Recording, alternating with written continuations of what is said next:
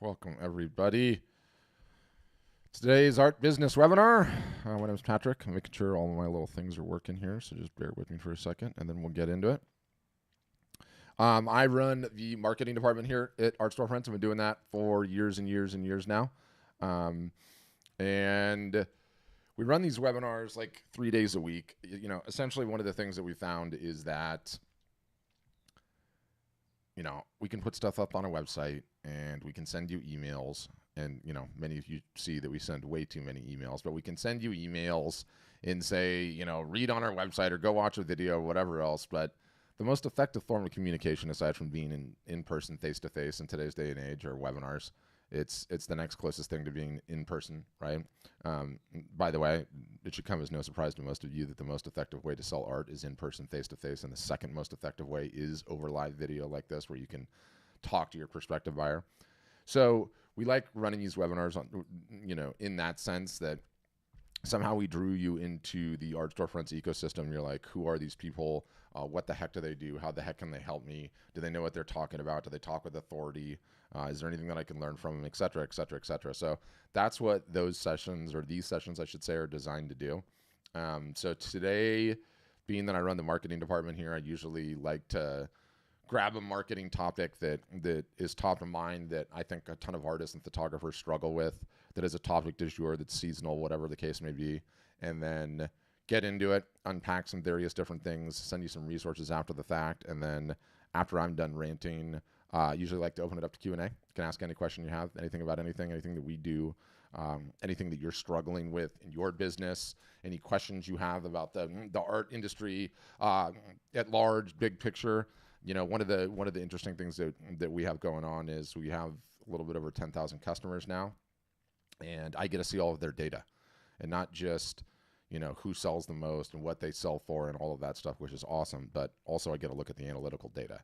So I know who's selling from traffic coming from Instagram, or selling from traffic coming from Facebook, or coming from Google ads, or Facebook ads, or Instagram ads, or TikTok, or Pinterest, or any of the rest of them.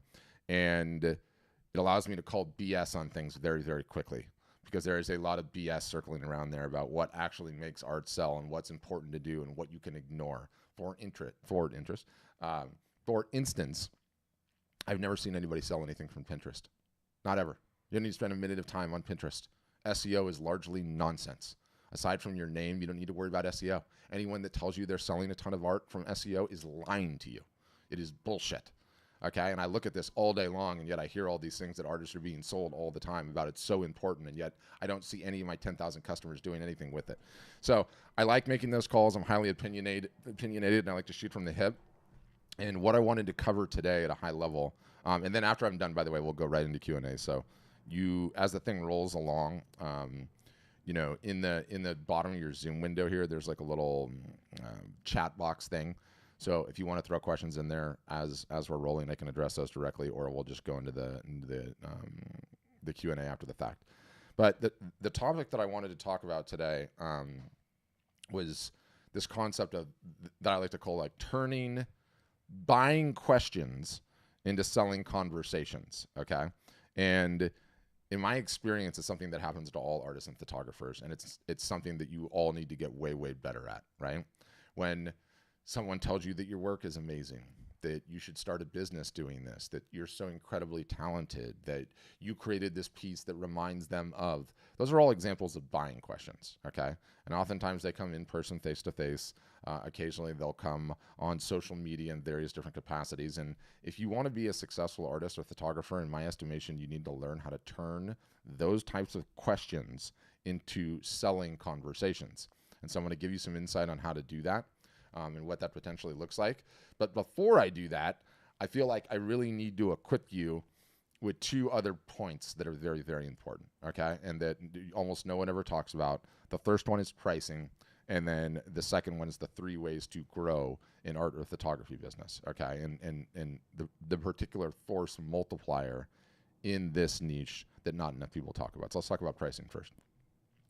It's my argument, okay, that all artists, all photographers should be set up on the same plan, essentially. You need prices from 0 to 100, okay? You need things in that range. Non-wall art needs to be part of the lineup. We'll get to that in a second. You need prices from 100 to 1,000, and you need prices over 1,000, okay? And it applies equally to absolutely everyone.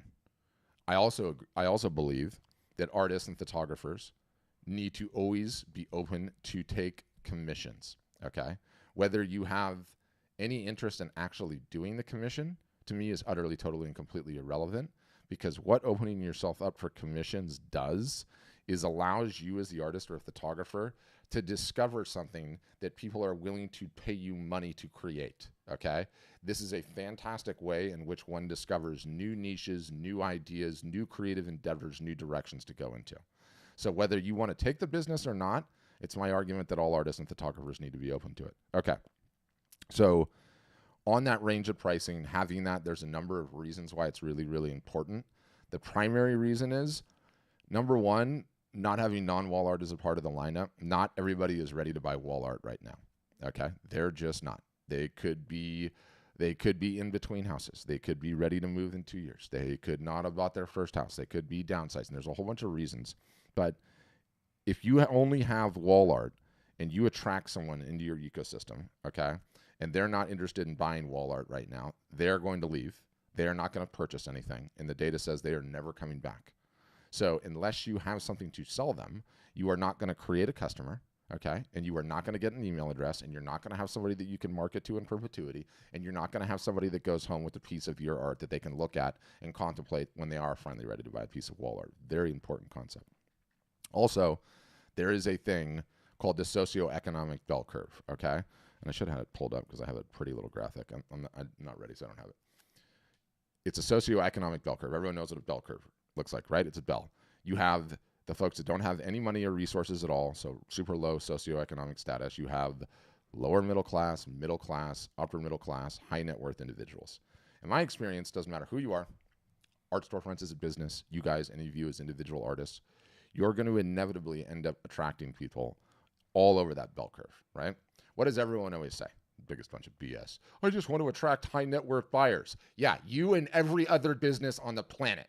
Turns out that's really, really hard to do, okay? So what inevitably happens is we get marketing and we attract people in the entire socioeconomic bell curve. Totally normal, totally okay.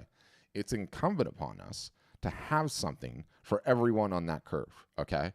All of these folks are people of value, and the reason being is the socioeconomic bell curve is not a fixed entity. Inevitably, people move up and down it their entire lives, okay? The ones that are on the low end of the scale today, 10 years from now are going to be on the high end of the scale, and everything in between. Your job is not to worry about that, okay? You don't worry about that. All you worry about is having the range of pricing and having something for everybody such that you can acquire the highest number of customers possible. Why is that important, all right? Why does nobody talk about that?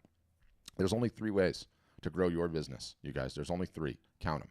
1, acquire new customers.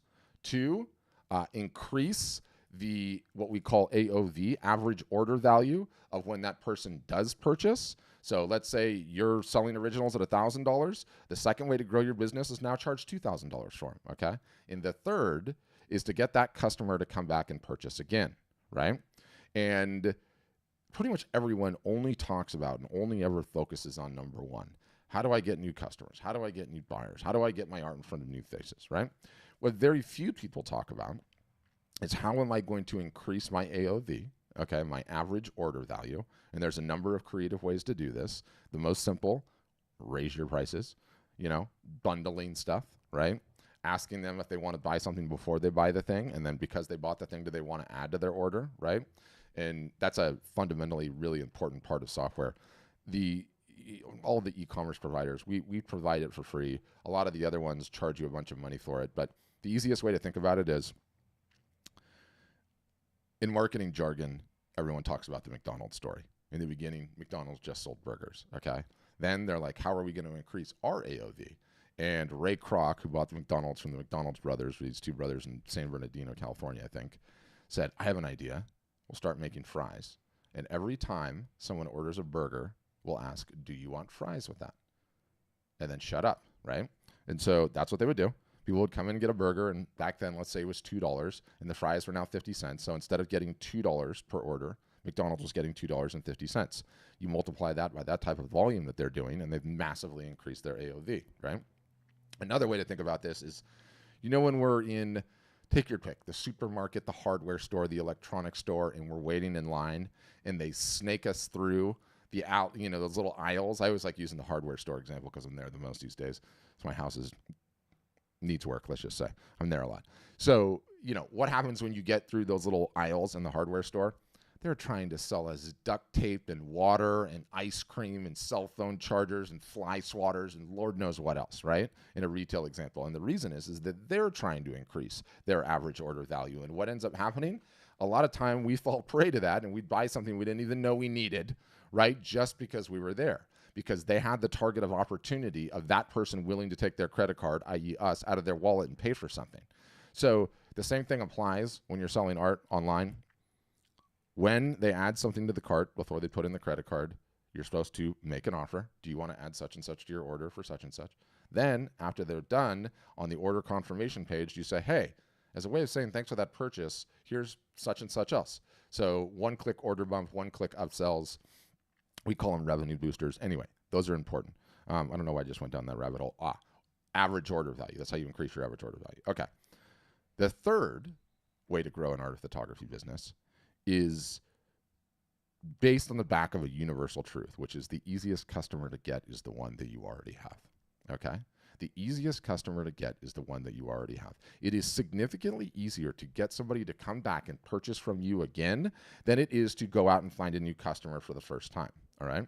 So knowing that lets me get to the force multiplier of all force multipliers, which is as hard as this business is, okay, as much competition as there is, all the unique things that make being an artist or photographer so difficult, one of the blessings of it is that it has a thing called collectors, okay? I stole this from Weiland. I think everyone should buy this book. It's a very good book, like zero fluff, short, totally to the point. The bummer, and Weiland, by the way, is the whale guy. Do you guys know what I'm talking about? Most people would say he's the best-selling artist in the United States, and it's not even close. That's basically because he owns like 25 galleries, right? And he does murals and everything else. He's absolutely huge. Anyway, the bummer is that you can't get it on Amazon because he's donating 100% of the charity, the proceeds to charity. So it's $22 book. You have to buy it from his website, but don't be a starving artist. I'm not kidding. This is a very good book. Weiland, okay, defines a collector as someone that will purchase an upwards of 7 pieces over the course of their life from him. Sometimes it's 7, sometimes it's 50, but that's how he defines a collector. It is the most important aspect of any art or photography business. How many collectors the business has. Because what I see routinely with my customers is they keep creating, they keep raising their prices, and the collectors just go along for the ride. They just keep buying and buying and buying and buying. A way to think about it is collectors represent the base salary of any art or photography business. That's what you get. You get paid just for creating because you have cultivated these folks, okay? And most of them don't ever leave. They're there for life. And they'll just keep coming back and buying and buying and buying. And it's just, this, I don't even know what you would call it, a psychological thing, a fetishism, whatever the hell it is. It's awesome, right? Because if you find some of these guys and you get them, guys and gals, and get them to support you, they're going to be with you this whole period of time. So, okay, I told you I had to make these 2 points, right? I had to make the point about pricing, very important, and then I had to make the point about the only 3 ways to grow a business, right? All of that goes back to this notion of when you get buying questions, start selling conversations, okay? When you realize, number one, that the most important metric in your business is the number of collectors you have. The second most is the number of new customers you acquire, because in order for someone to become a collector, they first have to purchase something. They first have to purchase something, right? That's the path. So when you understand those fundamentals of this business, you're like, okay, my job is to acquire as many new customers as possible, which is why I have my range of pricing, right? Which is why I have non-wall art as a part of the lineup, because all of these folks, right, that will buy these things, and by non-wall art, I didn't touch on what that is. Quite frankly, I don't care what it is, okay? If you sign up with Art Storefronts, we give you the option to do like 50 different types of merch. Calendars, greeting cards, ornaments, stickers, yoga mats, tote bags, throw pillows, whatever. It doesn't matter. Do you. It doesn't matter what it is, as long as it fits into the price range and it is non-wall art related, okay? Very, very important. One of the lovely things that I get all the time, the pushback from people, Guarantee it's in somebody's head on this thing right now. That cheap tchotchke stuff, merch, I would never sell that crap. It's going to lower everyone's opinion of me as a fine artist. They won't take me seriously. To which I am often found responding, tell me the last time any of you went into a museum that didn't have a gift shop. Don't worry, I'll wait. No one has. They all do. If Van Gogh's Starry Night can be on the wall and you can buy a damn Starry Night mouse pad, okay, Van Gogh's not losing any sleep over this. Technically, he's way asleep. But the point is, it doesn't lower anyone's opinion of you, okay? It is just a way to monetize things. When's the last time you went to a concert and they didn't have a merch booth, okay? Do you not like the Rolling Stones because they were selling T-shirts? No one cares. Get over it, okay? Stupid thing fine artists get in their head and infuriates me. Now, back to taking buying questions and turning them into selling conversations. This infuriates me too, because all the time you guys are getting this positive feedback. And like I said, it's in person, real life, and then it's also on the socials. And I keep getting this refrain all the time. Well, how many pieces have you sold? How are you doing? Have you sold any art to people not named mom, dad, brother, sister, family, friends? Well, no, I haven't. No, I haven't. I haven't done an in-person event. But, here's the but everyone tells me my work is great. Everyone tells me I'm so talented. Everyone tells me I should start a business. I'm getting all these likes and comments and shares on the various different socials. I got into a juried art show. So fundamentally, at the very bottom base layer, okay, when you get a buying question, you need to turn it into a selling conversation. So let's use an example, because I want all of you guys to start practicing this. I don't even need to see your heads nodding. I know all of you get that you are so talented all the time, right? So when you get those buying questions, say, thank you so much for that compliment. Just to let you know, all of these pieces are for sale. Which one are you interested in?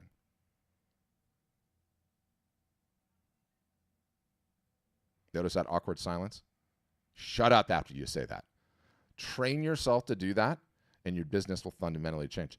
Thank you so much for that compliment. Just to let you know, everything, all of these pieces here are for sale. Which one are you interested in? And then shut up. The beauty of that simple little thing, and obviously you can do it in your own language, is you're instantaneously going to find out, number one, if this person is just really a nice person and they're flattering you and they're just being nice, okay? Or two, if they're genuinely interested in the art, right? And if they're genuinely interested in potentially purchasing something from you.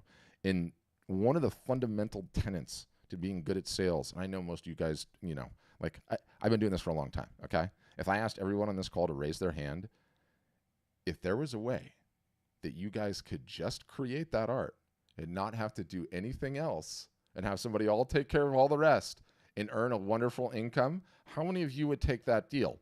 All of you would. 100% of you hand up. That is the deepest, darkest desire of the whole thing, right? And so I know instinctively that artists and photographers are not good at taking buying questions and turning them into selling conversations. So if you can train yourself up to just ask the question, let them know immediately, all of this stuff's for sale. Oh, that piece is $400. Are you interested? Starting a conversation when those things come up instead of saying thank you. Little things like that make the biggest difference in this business, okay? Then what you find out is that when you actually have the range of pricing, you will not be met with the crushing defeat that comes when you get a lowball offer for something you spent 85 hours on, right? When you've created some incredible work. I mean, I look at this thing behind Raphael. I don't know how many hours he's into that, but he's probably not willing to sell that for $50, right? So, when you have the range for pricing and someone's like, you would sell this thing for $2,000 and you're like, yeah, which one are you interested in? And they're like, I'm interested in that one. Would you take $50 for it? That's normally like a crushing blow. Like, you son of a, how could you possibly say something to that? Like, it's defeating, right? But when you have the range of pricing, you can be like, yeah, well, that one's quite a bit more expensive than that, but I do have some things in that price range. Can I show them to you? Right? Do you see how that whole dynamic changes when you actually have the range of pricing? Also, when you have the range of pricing, you get a whole lot less of those lowball offers, because human beings, categorically, we are wired to make buying decisions based on comparison.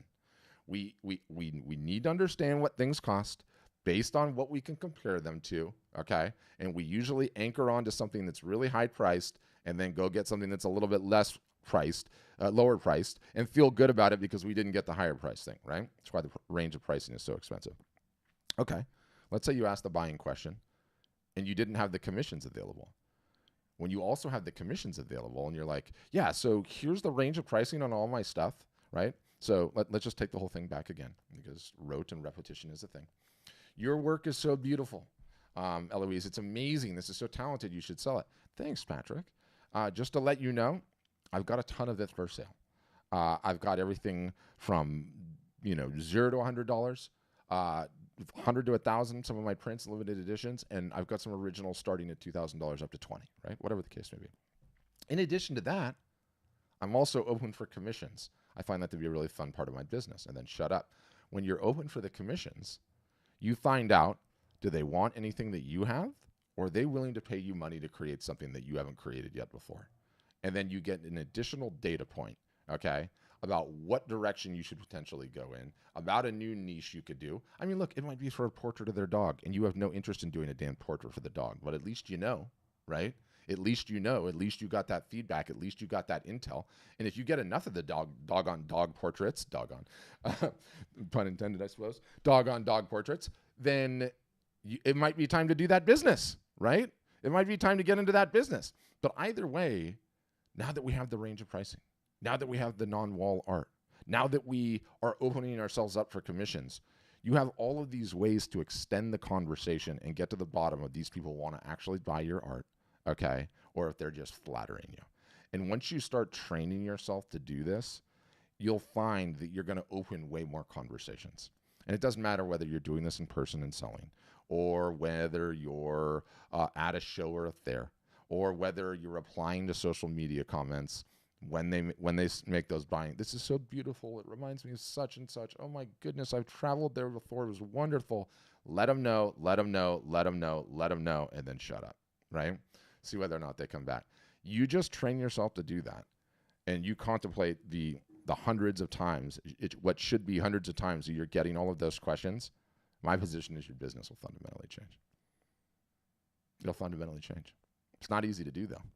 You guys don't like it. It does not come easy to you. You're not comfortable doing it most of the time. I know. It's not easy to do. So like anything else, how do you get to Carnegie Hall? Practice, right? Practice. So that's my rant for the day. I'm glad I recorded it. And by the way, I've got to play it for my customers too. And I play it for my customers all the time because you need to hear it again and again and again and again, right? You need to train yourself into being confident sales folks, right? Okay. That aside, how do we do the Q&A? One, for you brave ones, okay, that have your cameras on, I appreciate you. And Miguel, eyes on the road. Eyes on the road. So what I love about Zoom in today's day and age, right? Like, I always tell this story, but I once had a guy in the UPS truck, and he had the UPS uniform on, and he had his cell phone mounted above the wheel, and he was driving, asking questions. He'd be like, pull up to a house, and he'd be like, hold on.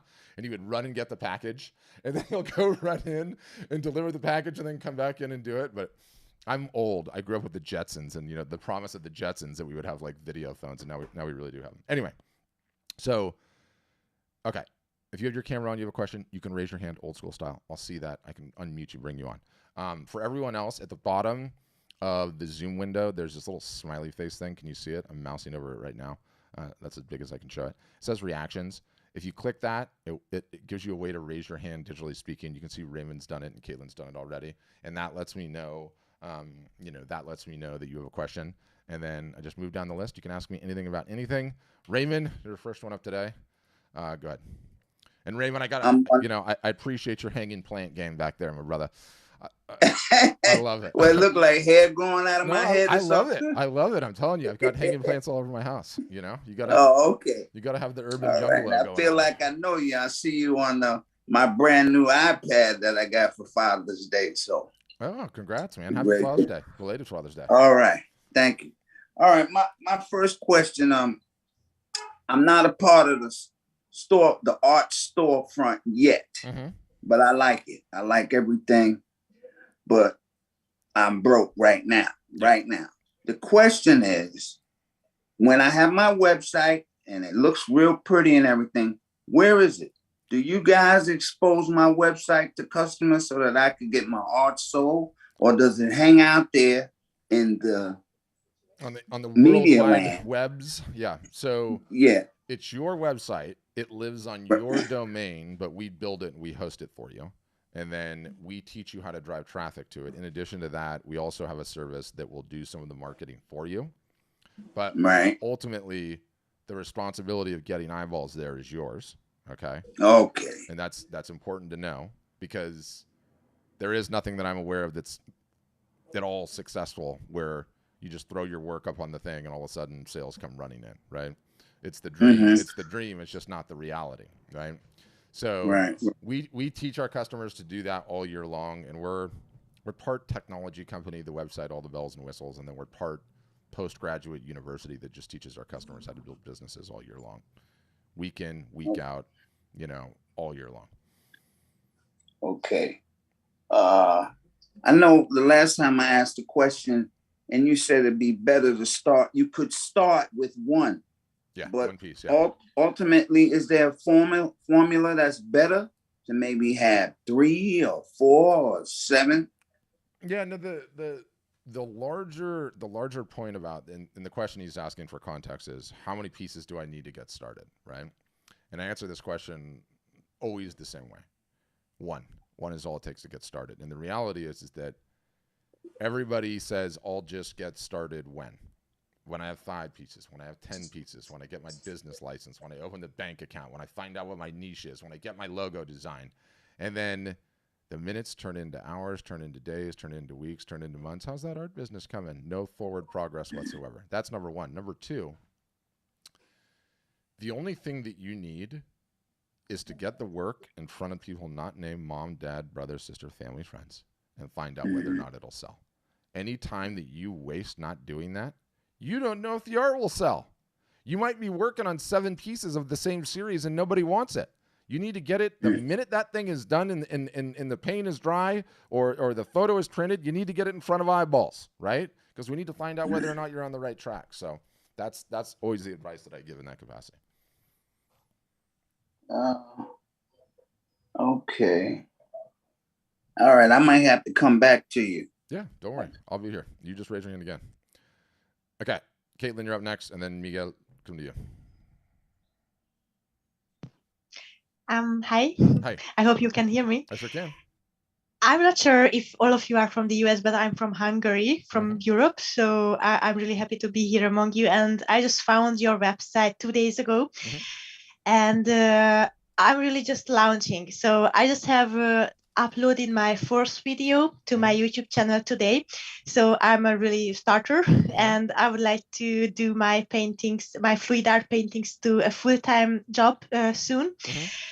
And yeah, what else? What's important? So my purpose would be to ship paintings also to Hungary and around Hungary to the neighboring countries and so like Western Europe also and the US. Yes.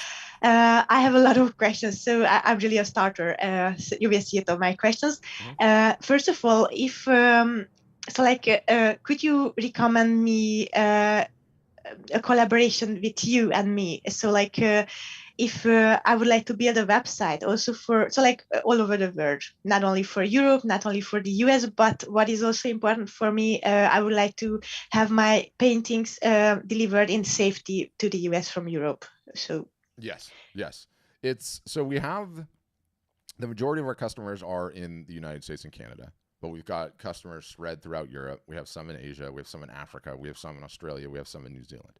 And the way that you navigate sort of the shipping thing, big picture, is one, if it's originals, that's obvious, right? If it's an original, it's incumbent upon you're the one that has it. You have to be the one to ship it, right?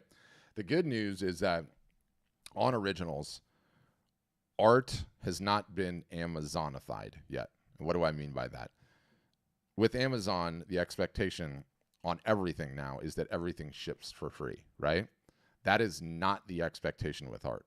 People do not automatically think and assume that art will just ship for free and that's how it's going to go. And thank God for that. So the point is, I have 10,000 customers selling hundreds of thousands of dollars of art combined every single solitary month. And almost no one has to give free shipping. Like some people decide to do it as a way to, stick out, but you don't have to do that. So that's number one. So if it's originals, you're going to have to ship them. DHL ships everywhere. That's just part of this industry. For the prints, it becomes a different story. It's easier, right? Like we integrate with a printer on the West Coast, a printer on the East Coast. They're more or less the same. One's Bay Photo, the other one's called Graphic Dimensions. Probably don't know the names. It doesn't matter. But they both do, $35-40 million a year in business. And why do I bring that number up? When they do that much business, they get very inexpensive rates with UPS or FedEx. And so we pass those savings on to our customers, which is kind of cool. So you can use them to ship anywhere in the United States, anywhere in Canada, and anywhere in Europe if you want.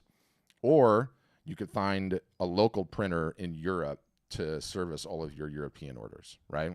Like, my customers in Australia and New Zealand, if they get an order from Australia or New Zealand or Asia, they will take care of it themselves, whether it's a print or an original. And then anything that's shipping in the other hemisphere, in the northern hemisphere, will ship for them, right? So that's some of the ways that you can do it. But you know what I find in this business it's hard to do? Sell the art. Do you know what's not hard to do? Everything else, including shipping. Everybody always gets so wound up on the shipping and how am I going to get this shipping here and how am I going to get that shipping there? Don't worry about that. Cross that bridge when you get to it. The only thing that matters is selling the work. Everything else is really easy after that, right? Including the shipping. So that's how I'd respond. Thank you. So my next question would be, so I'm just considering, actually, I was checking some pages in the last days and I was really amazed by your web page and all the functions and the wallpaper view and also the live view on the phone when you can just put the painting into your own room. So I have never seen such a functionality on other pages, actually. And I really would like to have a high quality homepage for me. I'm just starting to build it like in July, so soon. And I'm just considering WordPress and your company. So could you tell me the prices or like around the price, which packages you have? Yeah, absolutely. So what I should say too is that like one of the things that we do is we call them it's a demo. Those are the buttons that are all over our website, like request a demo, request a demo. I think it's a stupid term personally, but whatever. It's a 1-hour Zoom call essentially with someone from our team that will walk you through all the software, all the bells, the whistles, the packages, show you on a screen share all the features, the inside, and everything else. And that's just kind of how we do things. So I recommend you do that regardless. But in terms of pricing, we're nowhere near the cheapest guys out there, even close, actually. What we sort of realized, we've been doing this for like 10 years now. And we started out with websites. And that wasn't enough because we didn't have successful customers because no one has a website problem. Then we started teaching our customers how to market, providing education on, how to run a live art show, how to run a sale, how to email market, how to post on Instagram. Okay, great, all that. Then we started doing Zoom classes, kind of like this one, 5 to 6 days a week, where we get our customers in there, we teach them all of these things. Then we support our customers with Zoom calls and chats and tickets and all of that with anything that they get stuck on. And now, in the last 6 months, we launched a new program where we're starting to do some of the marketing for our customers, okay? So we have all of these things going on. There's a lot. But how we charge, we're one part technology company, we're one part university that teaches you how to market and build your business. You pay a one-time fee to get into the university, and then you pay a monthly fee for your website. The one-time fee to get into the university, I believe, is like $1,500, $1,600, something like that. And then the monthly fees on the websites, I think, are $49.59 or $69 or $39, $49, $59. They could tell you exactly on the demo. And a lot of times people see those prices and they're like, "Oh my gosh, that's so expensive! Like you're so much more expensive than your competitor." We do about 1,000 more things than any of our competitors do. It's not even close, and we don't ever stop doing them. And ultimately, we realize that if we don't get our customers regularly and consistently marketing, they're never going to be successful. And that's the hardest thing to do of all of it. Okay, thank you for the detailed answer. And maybe my last question would be if you could help me how I could book a website for me. I was just checking the website names and I found one which is matching my artist name, so-called. And I saw an option to book it via WordPress, but I'm not sure if that's also transferable to another hosting company. I wouldn't use WordPress. I'd use GoDaddy. Mm-hmm. GoDaddy. Yep. I'll put it in the chat, and the URL, right? And so let's say it's CaitlinMArt.com. That needs to be yours. You need to own that forever because you never know how many different places you might take it. Once you own it in an account, then you can decide one day you can be with WordPress. Next year you could be with Squarespace. Then maybe you're with us, and then maybe so it's just a best practice. So I would set up an account at GoDaddy and buy it there. Okay, thank you. It's only like $12 or something like that to get one. So yeah, this was not an expensive one. I also saw expensive ones which was bought by someone, I guess. Yeah. But this one was quite cheap. Yeah, so, just get the cheap one. Don't buy one of those expensive ones. It's not worth it. Okay, thank you for the answers. Thanks a lot. Thanks again. Okay, Miguel, you're up next. Myself. Hi, everybody from Portland, Oregon. I'm Miguel G. Mosler from Behind the Scene Media. What I need from you is to contact me because I've been stable for almost 10 years. It's a website. I never done the website, do the technological and all style, always go to my clients. Yeah, working with film companies, in the news, with other organization, museums. But they always asking me, you need to establish a website. Afraid is that I have experience that people stealing idea from my website in the past when I was in school. Yeah, I promised to myself never to do one. But now the government, the private company, my client request me to have one. Yeah, I need somebody to help me to build it. So see, you can, that's what I need from the website. Marketing, everything I've been done due to the institutes of Oregon, Puerto Rico, in Germany. That's one most of my business is. South America. What each asked me is me get clear a website only to put you who you are. I need somebody in your company to contact me behind the scene media or call me directly that we can work it out. Okay. ¿Y quiere alguien que puedan hablar español mejor o no? Oh, I speak English or Spanish, but the Spanish help you. We love. But my language is German, English, and Spanish. German, English, and Spanish. Okay. Well, I don't have anyone that speaks German, but we definitely have some guys that speak Spanish. So that's what I'll do. I'll have somebody contact you, Miguel. Okay. I had to leave because in location for filming, but I wanted to contact you before we leave. Yeah, no worries. I'm going to write your name down, and I'll make sure somebody follows up with you. Okay. Okay. Thank you very much. Have a good time. Yeah, you too. All right, it's going to go Dorit and then Gabriel. Go ahead, Dorit.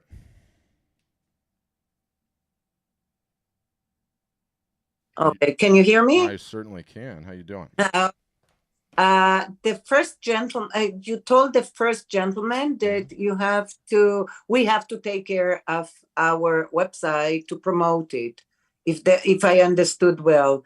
Now, I know that there is a maintenance fee every month. So I wonder if it's not including maintenance. Oh, yeah, we take care of all the maintenance. You don't have to do any of that. So it's including. How do I get to the first page on Google?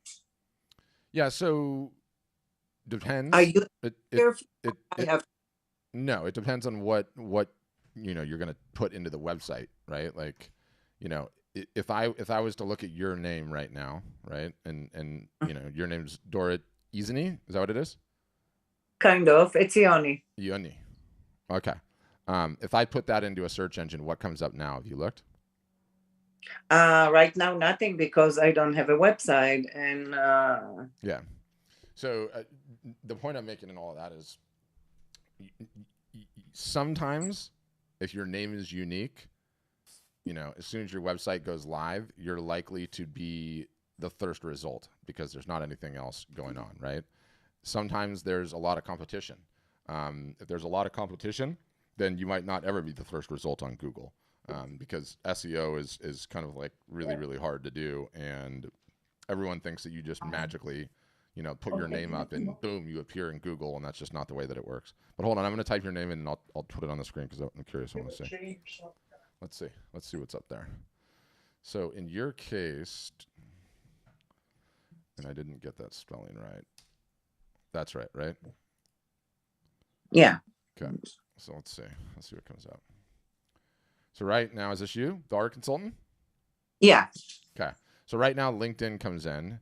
Then it looks like your Instagram. So I think you have such a unique name that, yes, your website will be the #1 result probably in like 3 months. But that's not the case for most people, right? Like your name's super unique. There's a lot of people that have, the name Bob Smith, and there's going to be 55 pages of somebody else, and they're not going to be on the front page. So it really comes down to what your name is and what the keywords are. Okay. Sorry, I had that wrong person unmuted. Does that make sense? Yeah, absolutely.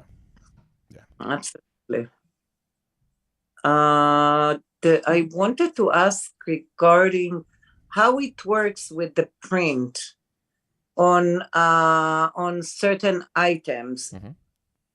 So we have the printers that you can pick from, right? And we use Bay Photo on the West Coast, and we use a place called Graphic Dimensions on the East Coast, and then we have an additional partner called Guten for merch. And the way that it works is an order comes in, you get paid, the printer gets paid, the printer prints it, boxes it, ships it, puts your logo on the side, and then ships it to the customer. You don't have to touch anything at all. They take care of absolutely all of it. And that's how that works. There's no minimums, no anything else. It's all print on demand. So I just have to pick an item. Mm-hmm. Yep. So, once you upload your work, you say, okay, I want this to be on acrylic, metal, canvas, and a fine art paper. I also want to sell, I might as well show you. Hold on. We'll make it a little bit easier.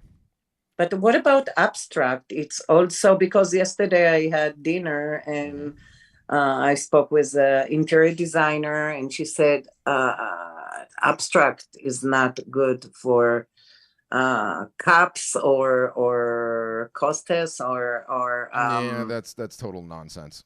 That's utter, total, and complete nonsense. I hate people that say that. The people that say that, I honestly, I want to show up at their front door and, take my glove off and whack them and then go pistols at dawn. Okay? Typical bullshit advice. What no one understands is, it's not just about the art. Okay? You, okay, are just as much a part of the art and the brand as the art is. They're equal measure. People don't just get bonded to what an image looks like. They get bonded to what makes you tick, what you're interested in, where you're from originally, your unique creative eye. Are you a dog lady or a cat lady? Do you like to go to Europe on trips? What makes you tick? What makes you interesting? They bond with you on that level just as much as they do on the artwork level, okay? And so it's not about, no one's going in to search abstract coasters. Probably not. Maybe some are. I don't care. It's irrelevant. But it has to do with people that follow you and like what you do, and as such will buy things from you. That's how it goes. Yeah, but when it comes to print, do you suggest the price, or I have to give the price? You suggest the price. We set guidelines, but you can do it any way you like. So what are the average for, let's say, 250% markup on the wholesale cost? Okay, even a big size, like 48 by 48 or 250. Yeah. Okay. So we basically we advise, and some people adjust it a little bit, but I don't think you have to. I don't think you should. What the wholesale cost is to you, like if you went to the printer, this is what the printer would charge you. Mark it up 250%, and that's what you sell it for retail. And the reason 250%, because a lot of times you're going to end up having to negotiate.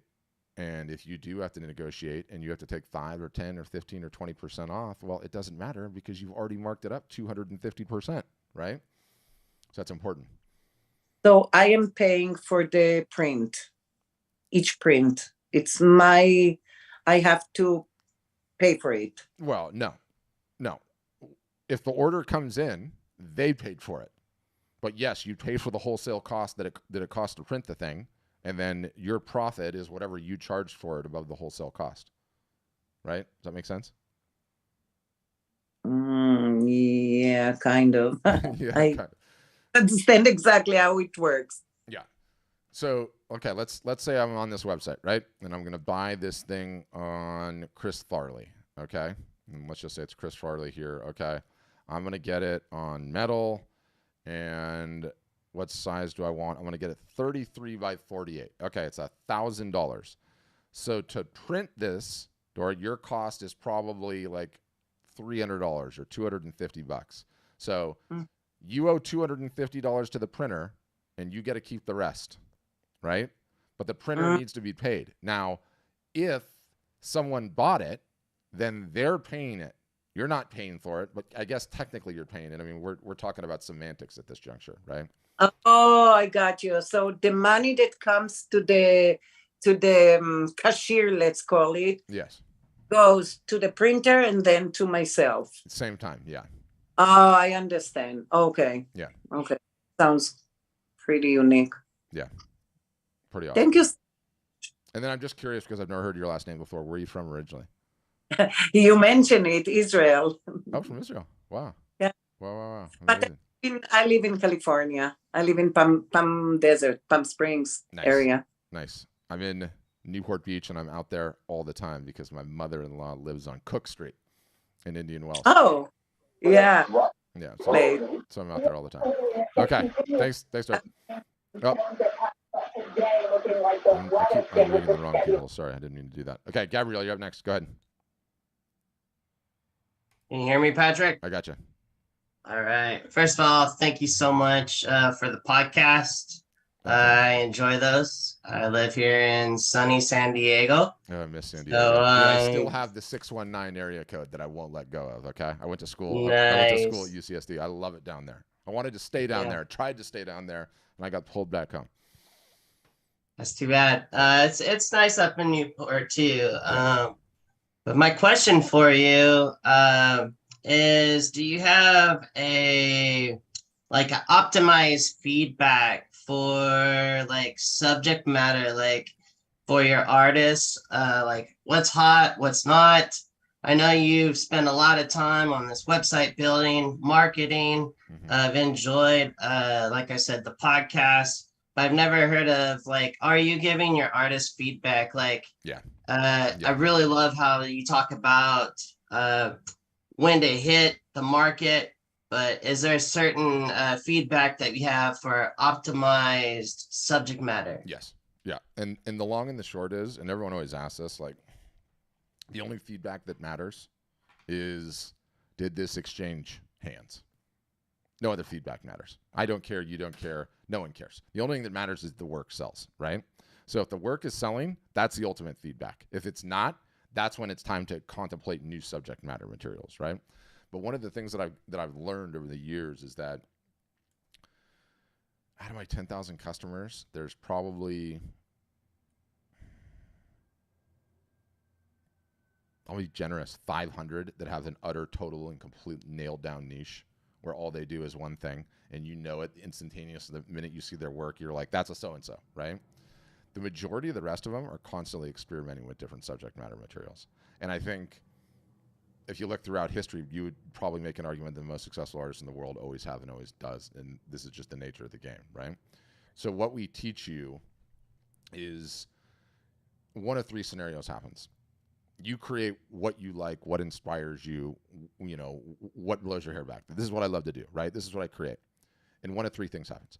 It doesn't sell at all, crickets. It sells, but it's not really hitting the revenue targets that you have envisioned for your business, or it sells like gangbusters, right?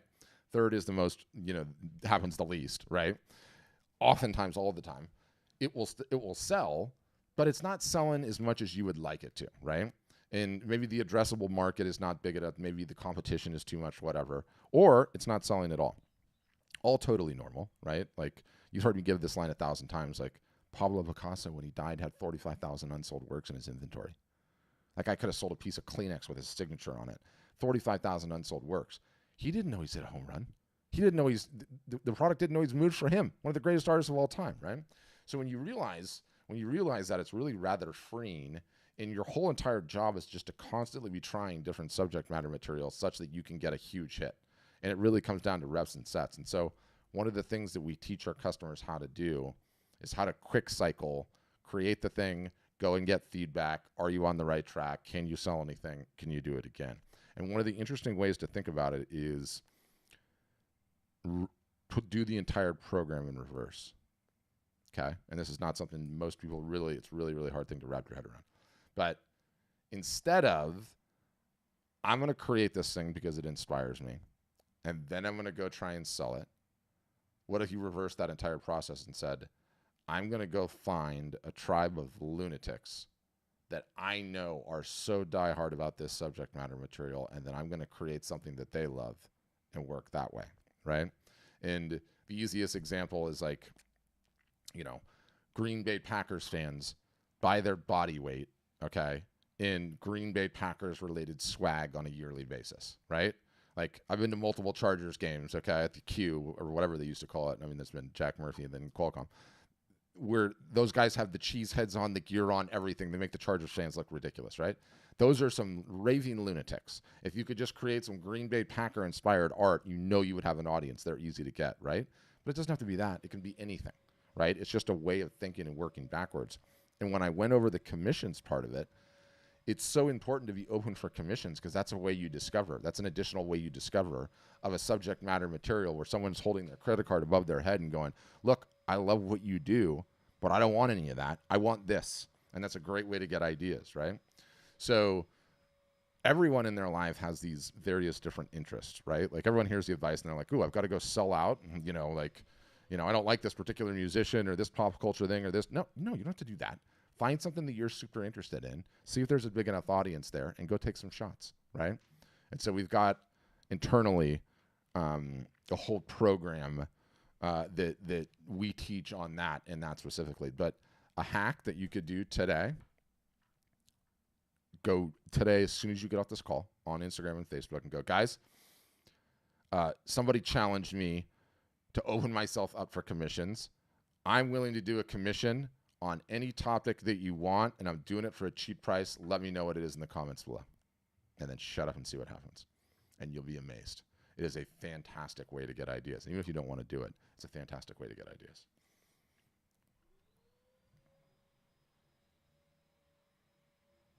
Helpful? I muted you probably. Thanks so much. We got the gardeners out here making a bunch of noise. Yeah, so, yeah. I know how it goes. But yeah, thank you so much. That was very helpful, and I appreciate your time. Yeah, thanks, Jim. And just as a final, what part of SD you in? City Heights. City Heights? Over in, sorry, not City Heights. University Heights over in North Park. Okay, University Heights, nice. I was UCSD freshman year, then I went north for a little bit, and then I finished my stint in PB. But boy, I enjoyed every minute of it. All right, thanks, everyone. All right, Dort, you're back. It looks like you have a follow-up question. Yeah, please. You hear me? Mm-hmm. Okay. My question is, if on the website, it's, let's say I want to sell a cup, do I have a demo with that so people see that, or how it works? What do you mean you have a demo of that? Like, what do you mean by that? On like or you do Photoshop or something on the on my website, like a photo, let's say for a cup. No, you just essentially open up, you know, you like, I'll use a Chris Farley example. You basically just upload your main image, and then you decide which of these various different things that you want to offer. And then after you decide what it is that you want to offer, you're kind of able to, in your back end, set like the parameters of what it looks like on the cup. Like, you know, sometimes you have to do some cropping there, right? I have to do that? Well, yeah, you do need to do that, because otherwise, if it just happens automatically on its own, then you get smiley face Chris Farley with half his head cut off, right? Which is not what you want to have done, right? It's for me, part of the... And sometimes it works out perfectly, but on some items it doesn't, right? Like, you know, it just sort of depends. But you can go through and you can cycle through and decide which things that you want to offer and which things you necessarily don't want to offer. And then you can decide if it works for each individual piece, turn it on, turn it off. You know, some images are perfect for some things, some aren't. So that's how it goes. So I can try it at home and see what works and yeah, of course, play with it. I understand. Okay. Yeah. I mean, ultimately, that's what you want, right? Like you want the level of control to make sure it's, you know, matches up to your expectations. Right. Yeah. Thank you. Thanks, Fred. All right. Caitlin's got a follow up. Go ahead, Caitlin.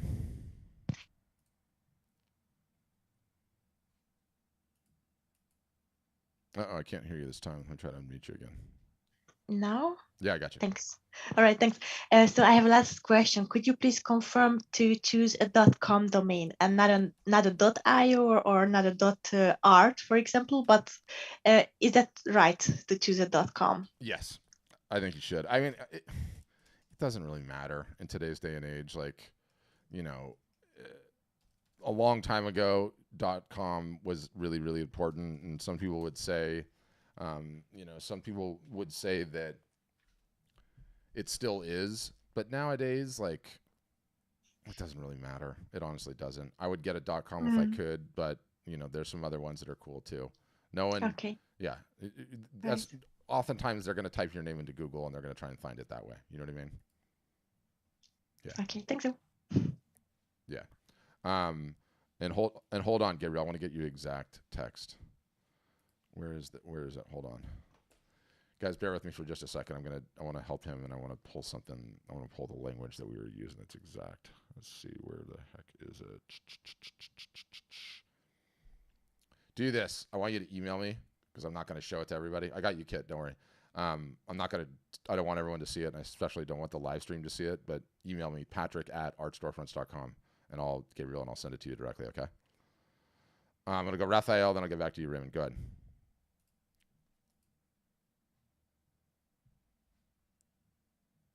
Oh, you gotta unmute, Raphael. Sorry. Can you hear me now? Yeah, I got you now. So, good afternoon. Thank you very much for this podcast. Oh, thanks. I wanted to ask you, you mentioned printing on metal. Yes. And what type of metal are we talking about there? Oh, we have like 500 different options. Oh, seriously? Yeah, like if you go into Bay Photo's website. Oh, that's funny. When you were really small, I thought that was a work of art behind you. Now I see it's a mirror. I thought it was a painting. There's like they have a whole bunch of different ones. There's the inexpensive ones, and then there's the high-end ones, and then in between. I've been printing on aluminum. It's like airplane aluminum. Mm-hmm. Really high quality, very straight. Yeah. And it allows me to be large and very light.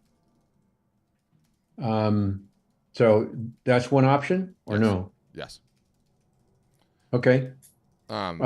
You'll have to see like sometimes there's like some weird specific niche, media types that some people get. Like I've got one guy that like mandates that he orders all of his prints from Germany because they got into his head that's the most important branding thing. But we have most of the main normal on offer stuff for sure. And in my experience, like the customers do not know the difference and are not educated on it in the slightest. And so it's totally incumbent upon the artist to teach them what the various different types are and what are unique about each of them. Like, one of the things that I pretty much like make all of my customers do right when they get signed up, and I might as well grab what I have here. Just bear with me for the silence for a sec.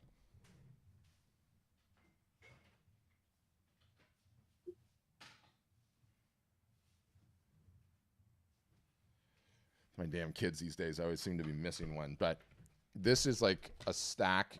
Everyone should know what the 5 main media types are and have a stack like this to be able to show at all times. The beautiful thing is, like, I think we get this entire order done for our customers for like $202 or $203 or something, where you get all 5. I'm obviously missing one.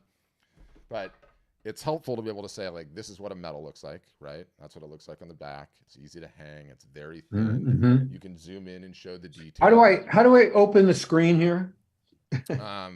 Yeah. So view in the upper right-hand corner, and then speaker is probably what you need to do. Oh, view. Yeah. Got it. Speaker, yep. But anyway, the point is that like no consumer has any damn idea, by and large, metal versus wood and what a wood print looks like versus a gallery wrap, and the fact that it doesn't need a frame, and the fact that it's printed on the edges, right? Versus a paper print. And normally I have an acrylic one here too, but I have small children that really screw with my props here. So anyway, I pound into my head for all of my customers to have that pile, take that pile with them every time they deliver an order in person, right? Be able to articulate and show the differences. Like, you know, oh, you're gonna hang these things in the bathroom. Well, given the condensation, I think you should get either acrylic or metal, right? Don't get canvas because the water could get on. These types of questions, like, you got to be the subject matter expert. You know, you got to be. Mm. Yeah. So on the printing for aluminum, is there, what's the max size, or how do they do oversize? How, that's a good question. I mean, how many oversized orders are you getting? Really, is the question, right? Well, I have one particular print that people have been, buying from me personally. It's an image of the Hollywood sign that I took in an odd angle that turned it into kind of an iconic view. And because it's the Hollywood sign, I do it big. Huge, yeah. I've been doing 60 by 30 by 42, I think, is the format. Where do you get that printed now? Art Services in West Hollywood, on Almont Street. Yeah. I'm sure Bay Photo does it. I would look on Bay Photo's website and see if you can match it up. So just in terms of large size, that's been a good seller for me here. Of course, I'm in Hollywood, so but I'm just interested to know some of the landscapes I'm doing are equally valid for large scale. So it's critical how they do like sometimes they have to join two pieces together. Yeah. That's where it gets sticky. What I would probably do in that scenario, like, you have total flexibility, right? Whether you use art printers or whether you self-fulfill, right?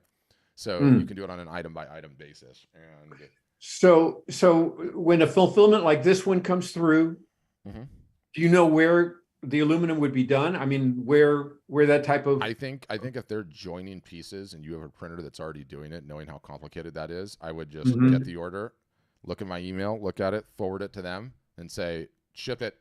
You have my credit card on file. That's how I would handle those. I wouldn't, if you've got a great relationship with those guys and they already know how to do it, and especially because they all have the same machines and they only go so big, right? So if you're going bigger than that, that's when the joining comes in. Then it gets dicey. I wouldn't even use our people for that. I would use yours. Okay. Yeah. All right. Thank you. Yeah. And two, it's like, in an emergency, you can pop down there if you need to, right? On some of those bigger pieces, bigger deals, it's worth it. So I think that's probably a good way to go. All right. Thank you. Thanks, Raphael. All right. Circling back, Raymond, go ahead. All right. I'm in the mix. You can hear me? Yeah, I got you. Okay. All right. I'm not so computer savvy at 73 years old, unless my wife is here. Yeah. All right. So I get some non-wall art, like a cup or a basket or, anything like that. And I have maybe one of my pieces printed on there. And then I'll say, like, I'm going to give away this cup if somebody purchased this or that, blah, blah, blah, blah, blah. Who does that on my website? I have to do it, or you guys offer that service? And then my charge for that? Yeah, no, we do it. Oh, that's part of the service? Okay.